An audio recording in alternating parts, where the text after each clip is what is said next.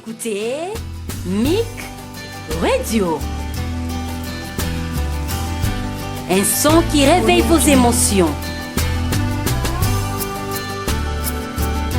Ici, votre flamme se ranime.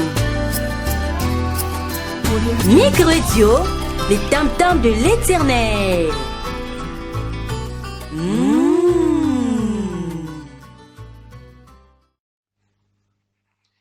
La date du 25 décembre. Maintenant, nous allons parler en tant que prophète. Attention, cette date est célébrée en l'honneur de la naissance de Jésus-Christ dans une crèche, la crèche qui est l'étable des bœufs. Mais curieusement, on nous présente un arbre, le sapin, qui n'était pas dans la crèche. On nous dit, bon, parce que le sapin symbolise la vie pendant l'hiver. C'est pourquoi le 25 décembre, une période de l'hiver, on nous brandit un sapin. Or, Jésus qui est né dans l'étable des bœufs, au mois de décembre, le mois d'hiver, il n'y a pas de berger. Et Jésus ne pouvait pas naître dans l'étable des bœufs pendant la période où il n'y a pas de berger, il n'y a pas de crèche. Deuxièmement, si Jésus est né le 25 décembre et il est né dans l'étable des bœufs, pourquoi on ne nous fait pas une maquette d'un bœuf, d'un animal ou d'un berger? Et c'est par là que nous comprenons le mensonge du diable. Parmi les divinités païennes, il y a Nimrod, qui était né le 25 décembre. Et son nom signifie la rébellion contre Dieu. Et celui qui entre en rébellion contre Dieu, curieusement, nous découvrons que Nimrod est le fondateur de Babylone. Que tout celui qui a l'esprit prophétique ouvre les yeux spirituels. Le fondateur de Babylone est né le 25 décembre et c'est la date de son anniversaire, Nimrod. Donc, la rébellion contre Dieu se fera tout le 25 décembre pour se rappeler de l'initiateur de cette rébellion, le fondateur de Babylone. Or, Babylone est le siège de tout esprit impur, d'après Apocalypse, de tout oiseau impur, d'après Apocalypse.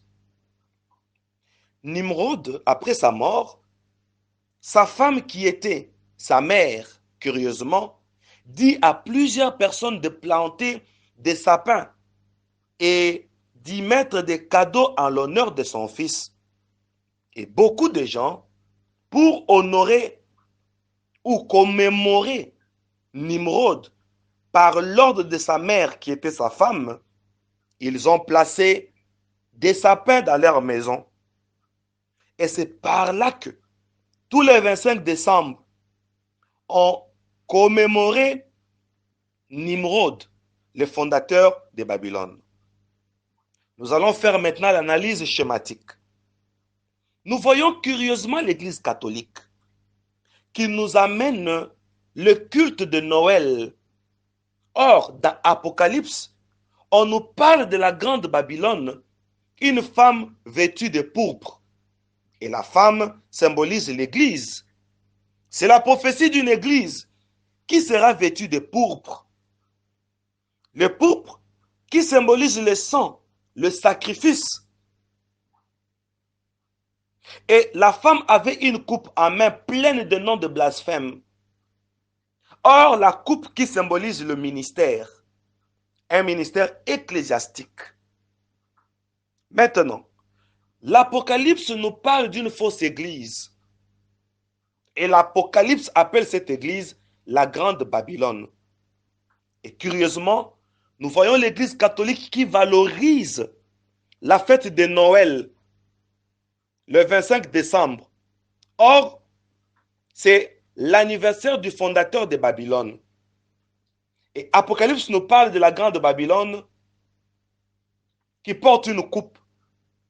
c'est la prophétie noir sur blanc d'une église qui sera représentée par Babylone. C'est ça Nimrod. Et cette église qui nous présente la fête de Noël. Noël, N-O-E-L, c'est-à-dire contre Dieu. Oh mon Dieu!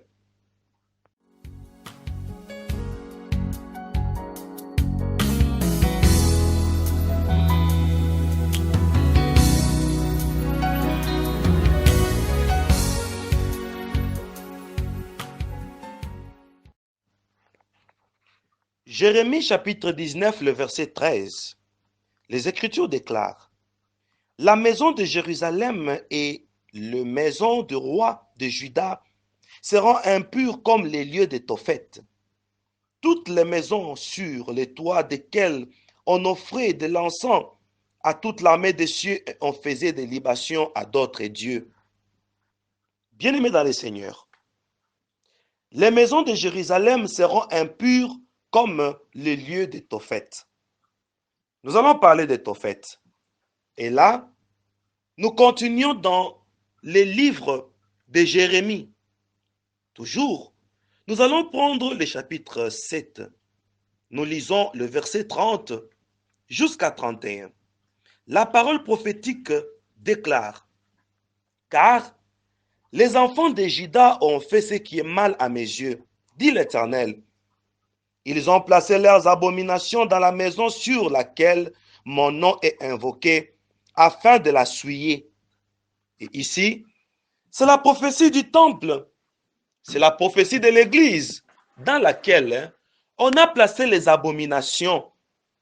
La maison de Dieu est souillée. Ils ont bâti de hauts lieux, c'est le verset 31, à Tophet, dans la vallée de Ben-Hinnom, pour brûler au feu leurs fils et leurs filles. C'est ce que je n'avais point ordonné, ce qui ne m'était point venu à la pensée.